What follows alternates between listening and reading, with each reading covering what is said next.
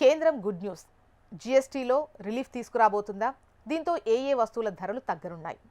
మధ్యతరగతి ప్రజలకు జీఎస్టీ పన్ను రిలీఫ్, రేట్లు తగ్గే వస్తువుల లిస్ట్ ఏంటో ఇప్పుడు మనం చూసేద్దాం. మోదీ ప్రభుత్వం అధికారంలోకి వచ్చిన తర్వాత వాట్ స్థానంలో జీఎస్టీ పన్ను విధానాన్ని తీసుకొచ్చిన విషయం మనందరికీ తెలిసిందే. ఇది ప్రభుత్వానికి ఆదాయం పెరగడానికి తోడ్పడింది.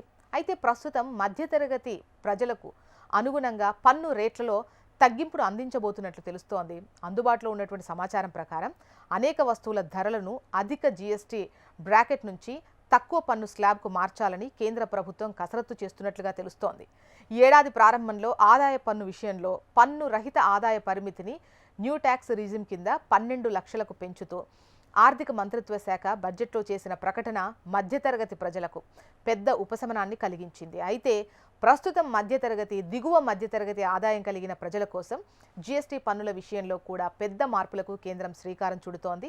దీని కింద 12% కింద ఉన్న అనేక వస్తువులపై పన్నును 5%కి తగ్గించనున్నట్లు తెలుస్తోంది.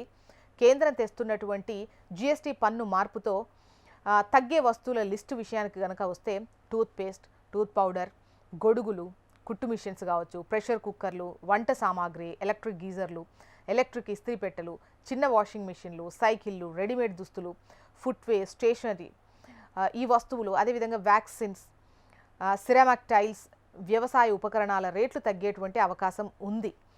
ఆర్థిక వ్యవస్థలో కొనుగోళ్లు పెరిగి దీర్ఘకాలంలో జీఎస్టీ వసూళ్లు కూడా పెరుగుతాయని కేంద్రం అయితే భావిస్తోంది. ఇటీవల ఆర్థిక మంత్రి నిర్మలా సీతారామన్ కూడా దీనికి అనుగుణంగానే జీఎస్టీ రేట్లలో కీలక మార్పులు తీసుకొచ్చే యోచనలో ఉన్నట్లు ప్రకటించారు.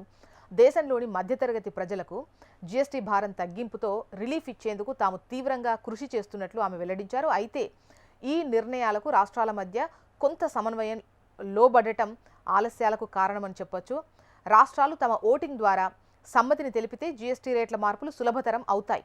ప్రస్తుతమైతే పంజాబ్, కేరళ, మధ్యప్రదేశ్, పశ్చిమ బెంగాల్ వంటి రాష్ట్రాలు ప్రతికూలంగా ఉన్నట్లు తెలుస్తోంది.